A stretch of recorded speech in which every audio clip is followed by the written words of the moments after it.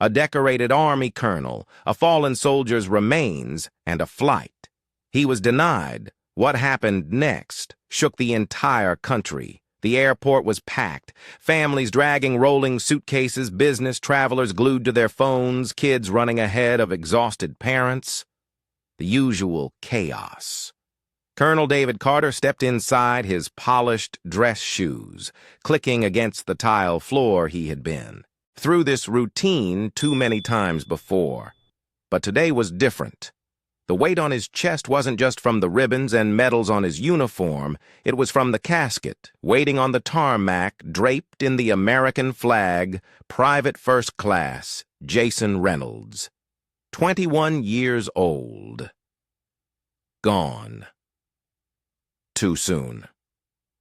Colonel Carter adjusted his hat and took a deep breath. He had a job to do, a duty one that went beyond rank or recognition. It wasn't about him, it was about the promise made to every soldier who'd never made it home. No one gets left behind. He approached the airline counter, setting down his military orders and ID. The woman behind the desk barely glanced at him. At first, she typed something into the computer, frowning. Then she looked up. A pause, just a split second too long.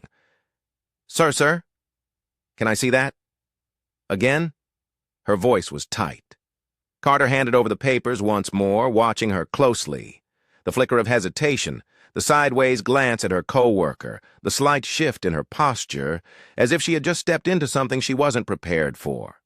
She turned, whispering something to another agent. He glanced over his expression, unreadable, the moment stretched thick with something Carter had seen before, but never got used to when she returned. Her smile was stiff-forced. I'm sorry, sir, but there seems to be an issue with your ticket. We can't allow you to board at this time. Carter exhaled slowly. He had dealt with all kinds of situations. Combat zones, foreign diplomacy, political entanglements. But this was different. I'm escorting the remains of a fallen soldier, he said evenly, tapping the paperwork. Everything is in order. The agent didn't meet his eyes. I understand, sir, but there's a security protocol in place and we can't override it. Carter kept his voice steady. Security protocol. Yes, sir, she said, forcing another weak smile. It's just policy. He didn't move. Didn't flinch. Policy? What policy? Behind him the line was growing, people shifting, murmuring. He felt their eyes on him, but instead of stepping aside, he squared his shoulders and stood firm. He wasn't leaving without an answer, but the airline staff wasn't backing down either. The air around the counter felt heavier. Now conversations in the line behind him had started to quiet down as people took notice. A man in a crisp military uniform being denied. His flight wasn't something you saw every day. Colonel Carter remained calm. His voice steady. Ma'am, I need to understand exactly what the issue is. This is a military assignment, not a personal trip. My documentation is valid. The agent hesitated again. Her eyes darted toward the other airline staff huddled near the back, whispering a supervisor. A man in his mid-50s with a tired expression finally stepped forward. He adjusted his name tag, then folded his arms as he glanced at Carter, sir. I apologize for the inconvenience. He started, his voice laced with that professional tone people used when they wanted you to stop asking questions. But we have certain policies in place, and unfortunately we can't override them at this time. That phrase again. Policies. Carter inhaled slowly through his nose. He had seen this before, just in a different setting. I've flown with military escorts before, he said, keeping his frustration buried under years of discipline. I know the procedure and I know there's no policy stopping me from boarding, so let's be honest. What's the real reason I'm being denied? The supervisor cleared his throat and shifted on his feet. It's just an extra security measure, nothing personal. Sir, nothing personal. That was rich. Carter tightened his jaw but didn't let the anger take over. He had been in too many rooms where people hid behind vague explanations like this. They were testing his patience, waiting for him to lose his temper to give them a reason to call security. He wasn't going to give them that satisfaction. The people in line were watching. Now a woman in a red blazer whispered something to her husband. A young man, holding his boarding pass, frowned, glancing at the airline employees like he was trying to make sense of what was happening. Then a voice cut through the attention. "Sir, do you have an issue with his military clearance?" Carter turned his head. Slightly a man. A few spots behind him in line had spoken up. He was older, maybe mid-60s, with a weathered face and a USMC hat pulled low over his brow. A Marine, a veteran. The supervisor looked uncomfortable. "No, sir. This isn't about clearance. We just have to follow standard protocol." The Marine let out a sharp breath. "Yeah, I've been through security 1,000 times, and I've never seen protocol stop a soldier from escorting one of our own home." He folded his arms. "So, what is it?"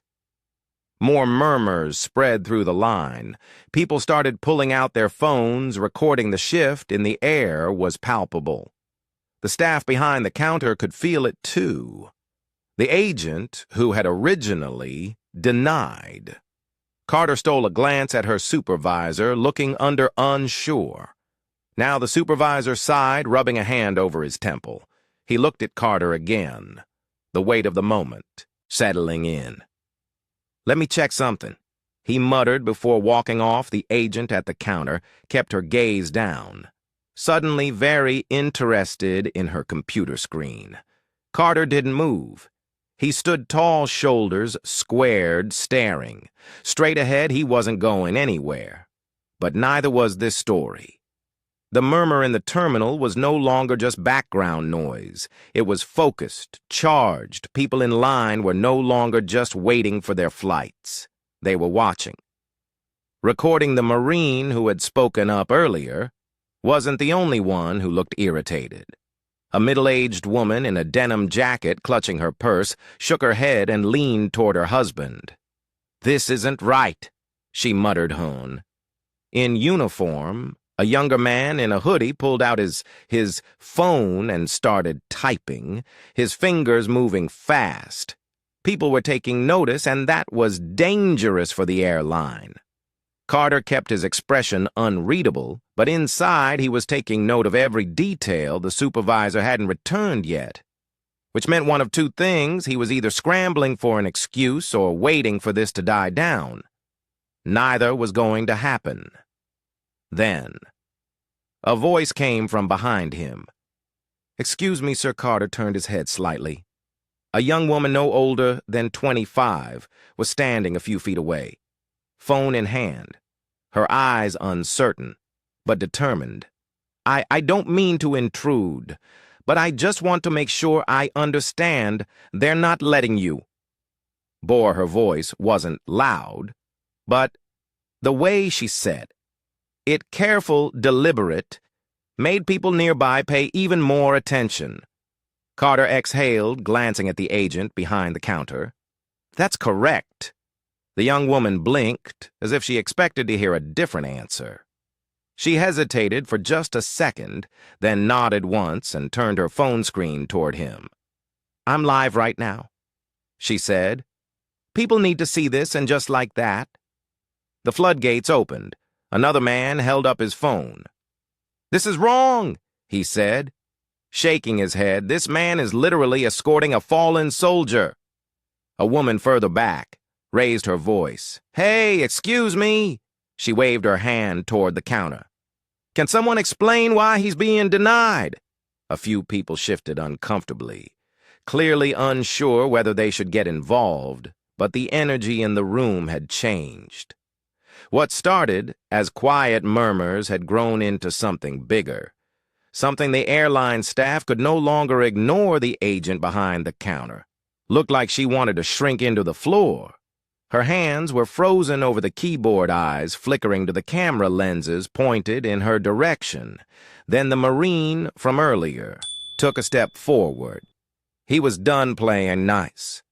"I've seen a lot of things in my time," he said, voice steady but firm, "but I never thought I'd see the day when an American soldier, especially one escorting the remains of a brother in arms, was treated like this." The terminal had gone eerily quiet. Even the usual airport announcements over the speakers seemed distant, muted. The only sound was the recording beeps from phones, capturing every second of what was unfolding. The Marine squared his shoulders. "This is a disgrace." The agent swallowed hard. Her fingers trembled as she clicked at her keyboard again. The supervisor still nowhere to be seen. Passengers whispered a baby fussed in its stroller. But the mother, instead of soothing the child, was staring at her phone, reading something with a look of disgust on her face. Then somewhere in the back of the line, a man muttered, "It's already trending." Carter didn't move. He didn't need to. The world was watching now. The tension in the terminal was thick. The supervisor was still gone. The airline staff stuck in a ward. Silent's phones were out recording, tweeting, streaming, and then like a spark hitting dry grass. It spread. The young man in the hoodie, still glued to his phone, let out a low whistle. "Damn, this is everywhere now." Carter didn't react. He knew better than to celebrate too soon, but from the way the agent behind the counter stiffened, he could tell she knew it, too. The woman in the denim jacket checked her phone and gasped. "Oh my God," she whispered to her husband. "It's already on Facebook." The older Marine grunted, pulling out his own phone. "They don't even know what kind of storm they just started." Then, as if on cue, the airport's loudspeaker crackled to life. "Attention passengers, due to unforeseen circumstances, Flight 237 to Phoenix will be delayed. We apologize for any inconvenience." A few groans rippled through the crowd. But most people weren't even paying attention. Their focus was here on the uniformed soldier being refused to flight while carrying out his duty. A minute later, a young woman near the windows gasped. "He's on Twitter." She turned her screen toward the crowd, and people leaned in a tweet written in bold capital letters they just denied. A black U.S. Army colonel his flight while escorting in a fallen soldier's remains. "This is how we treat our heroes, Hashash. Let him fly underneath it." The numbers were climbing. Retweets, comments, likes. It was catching fire. Then another tweet popped up, this one from a veteran advocacy group. "We are aware of the disgraceful incident happening at airport name. Our soldiers deserve better. Expect action." The crowd murmured, the realization sinking in. The airline had officially lost control of the narrative. The agent behind the counter, still frozen in place, let out a shaky breath. She turned and hurried toward the back, disappearing behind a frosted glass door. She wasn't coming back with an answer. She was coming back with damage control. Carter adjusted his hat. He had been in situations like this before. Not at an airport. Not like this. But in places where powerful people suddenly realized they had made the wrong enemy. He wasn't smiling. He wasn't gloating. Because at the end of the day, this wasn't about him. It was about Private First Class. Jason Reynolds. The young man waiting to go home. And right now, that mission was still incomplete. The crowd wasn't just watching anymore. They were waiting. The terminal felt different now, charged, expectant. Then the supervisor finally returned, but he wasn't alone. A second man walked beside him, this one in a sleek navy suit. His airline ID clipped neatly to his pocket. His walk was brisk, controlled, like someone used to putting out fires. He stopped just short of the counter, scanning the scene. His eyes darted between Carter the Marine and the rows of phones still recording Reesing. He cleared his throat. Colonel, I apologize for the miscommunication. There seems to have been an error with our system. But we're working to get you on your flight as soon as possible. Miscommunication. Carter had been in the military long enough to know what that word really meant. It meant we got caught. It meant fix this before it costs us too much. He didn't respond right away. Instead, he let the moment hang, watching the airline representative shift slightly under the weight of the silence. I see Carter finally said, his voice measured an error. You said yes, sir. A regrettable mistake. We assure you it was not intentional. A few people in the crowd scoffed. The Marine shook his head. The airline rep adjusted his tie clearly. Uncomfortable. We'd like to personally escort you to the gate. Now, Colonel, first-class accommodations, of course. First class, as if that was the point. Carter looked past the man toward the counter where the agent still stood looking anywhere but at him, the same agent who had smiled at him stiffly when she denied his flight, the same one who had never bothered to check before saying no. Carter exhaled slowly. I appreciate the urgency, he said, but I need to clarify something. The rep nodded quickly. Of course, Carter's voice remained, even if no one recorded this, if no one spoke up. Would I still be standing here? A beat of silence. The rep swallowed, sir, You don't need to answer. Carter interrupted. He already knew everyone in the terminal, knew another moment of silence. Then a woman in the crowd murmured, He's right. The rep tried to smooth over the tension again. Sir, we sincerely apologize. We both know this isn't about an apology. Carter said it's about accountability. The crowd murmured in agreement. People weren't just angry anymore, they were disappointed. The rep knew he was losing control. He straightened his posture, adopting a more authoritative stance. Colonel Leeton, get you on your flight now. But before Carter could respond, a new voice cut in. Sir, a younger man in an airport security uniform had appeared at the side of the counter. He held out a phone toward the airline rep, his expression tight. I think you should see this. The rep frowned.